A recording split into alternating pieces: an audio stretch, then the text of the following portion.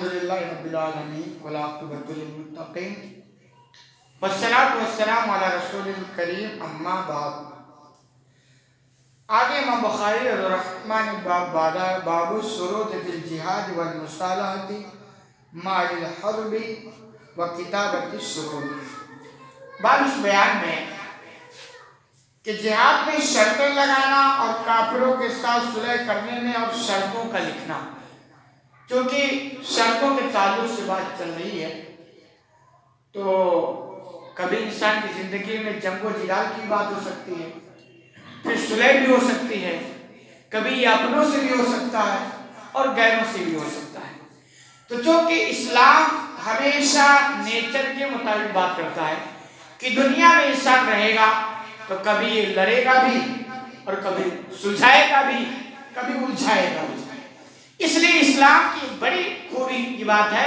کہ ہر میدان میں رہنمائی کر دیا ہے، جو اسلام کے سچا اور برا ہونے کی بہت بڑی علامت ہے۔ دوسری بات جہاد جب یہ باتیں آتی ہے تو جہاد کو لوگوں نے بڑا بدنام کیا ہے۔ تو بنیادی بات جہاد کے معنی ہوتا ہے کوشش کرنا۔ اب یعنی ہے کہ باطل کے خلاف کوشش کرو تاکہ باطل پنپ نہ پائے بلکہ دب جائے۔ اب وہ کوشش کبھی زبان سے بھی ہو سکتی ہے، کبھی ہاتھ سے بھی ہو سکتی ہے، ضرورت پڑ جائے تو تلوار سے بھی ہو سکتی ہے نا۔ تو یہ جو جہاد کو بدنام کیا گیا کہ جہاد کا مطلب ہے کہ مسلمان تلوار اٹھائے اور ایک کنارے سے سب کو مارتا ہوا چلا جائے، بالکل یہ مطلب نہیں، بلکہ اسلام تو یہ کہتا ہے کہ جس نے بھی کسی انسان کو ناحق قتل کیا تو گویا اس نے پوری انسانیت کو قتل کیا۔ ایک اس میں ہے کہ بھئی آپ اگر کوئی حملہ کرتا ہے، کوئی آپ کو مارتا ہے تو کم از کم آپ دفاع تو کر سکتے ہیں۔ اسی دفاع، اور یہ تو ہر قوم ہر ملک اس کو مانتی ہے کہ بھئی آپ کو کوئی پریشان کرے تو آپ دفاع کر سکتے ہیں۔ تو اس کو مطلب غلط رخ دینا یہ غلط بات ہے۔ تو اس میں بہت ساری شرطیں ہو سکتی ہیں، اس کے تعلق سے بخاری رحمہ نے باب حدیث نمبر 2734 مسور بن مخرمہ بیان کرتے ہیں، خرج رسول اللہ صلی اللہ علیہ وسلم زمن الحدیبیہ حتی کانوا بباب الطریق، کہ نبی کریم صلی اللہ علیہ وسلم حدیبیہ کے موقع پر نکلے اور ابھی راستے میں تھے، یعنی مدینہ سے نکل گئے۔ حدیبیہ مکہ سے تھوڑی دوری پہ جگہ ہے جہاں مکہ کے مشرکوں اور مسلمانوں کے درمیان صلح ہو گئی تھی، اس لیے اس کا نام رکھا گیا صلح حدیبیہ، یعنی حدیبیہ وہ جگہ ہے جہاں صلح ہو گئی تھی۔ تو حدیبیہ کے لیے نکلے اور ابھی راستے میں تھے، اور چونکہ آج کی طرح اتنی مطلب سہولیات نہیں تھی، چونکہ آج تو دنیا سکڑ گئی نا، تو اب چونکہ مکہ اور مدینہ کے درمیان ایک سفر ہے، اس دور میں وہ ایک لمبا ٹائم لگتا تھا، چونکہ آج سہولت ہوگی تو وہ ٹائم نہیں، تو ابھی نکلے تھے اور سفری میں تھے۔ قال نبی صلی اللہ علیہ وسلم ان خالد بن ولید بالغنیم فی خیل قریش تلیت، تو آپ صلی اللہ علیہ وسلم نے فرمایا کہ مقام غنیم میں خالد بن ولید کچھ سواروں کے ساتھ ہیں جو جاسوسی یعنی نگہبانی کے لیے وہاں ٹھہرے ہوئے۔ یہ غنیم ایک جگہ ہے کہ وہ مکہ سے نکلے، ان کو پتا چل گیا کہ مدینہ سے قافلہ آ رہا ہے، تو ٹینشن کو بھی شروع ہو گیا، تو انہوں نے اپنے قافلہ تیار کیا کہ بھئی جاؤ نگرانی کرو کیا میٹر کیوں آ رہا ہے۔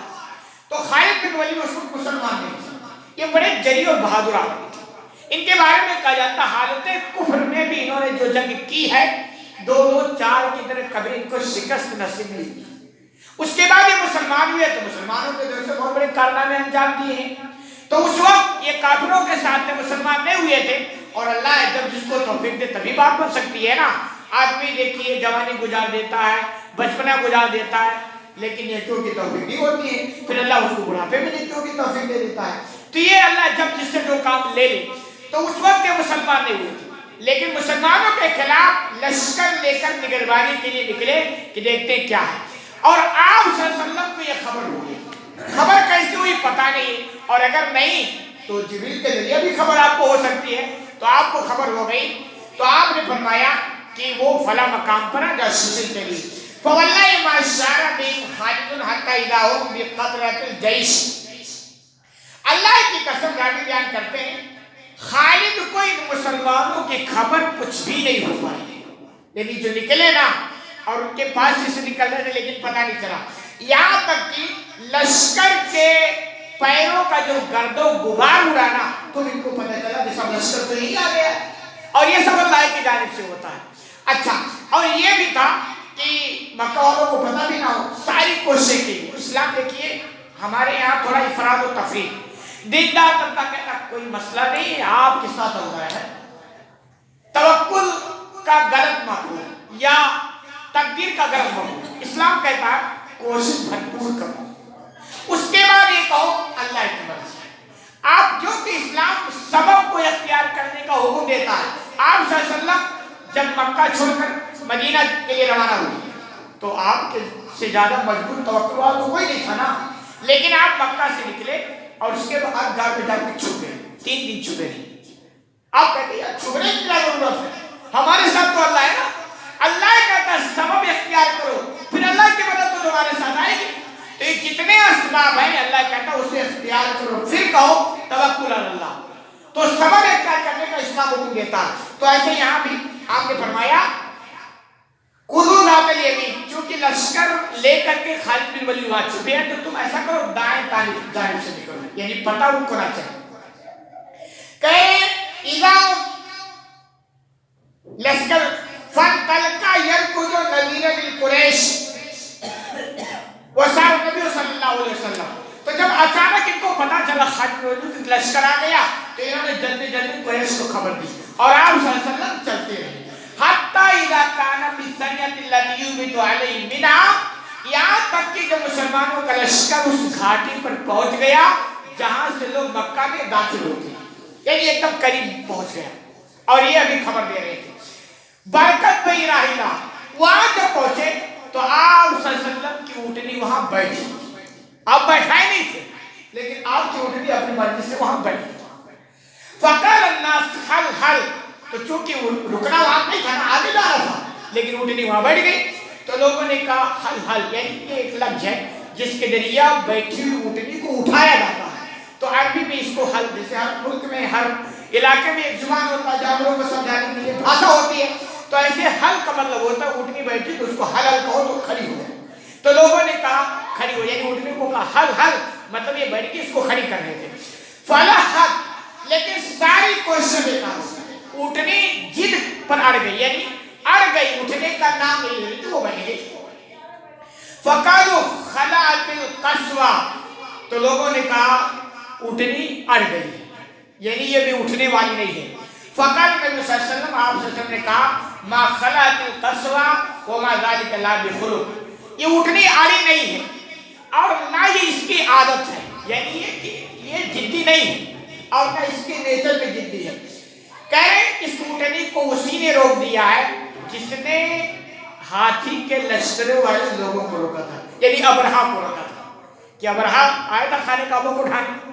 تو اللہ نے روک دیا، اس سے آگے نہیں جا پائے نا۔ تو اللہ کے رسول نے اشارہ کیا کہ یہ اونٹنی اپنی مرضی سے نہیں بیٹھی ہے بلکہ اس کو اللہ نے اشارہ دیا اور یہ بیٹھ گئی ہے۔ ثم قال، پھر آپ نے فرمایا والذی نفسی بیدی، قسم ذات کی جس کے ہاتھ میری جان ہے، لا یسألوننی خطۃ یعذبون فی حرمات اللہ الا آتیتہم ایہا، کہ یہ مکہ والے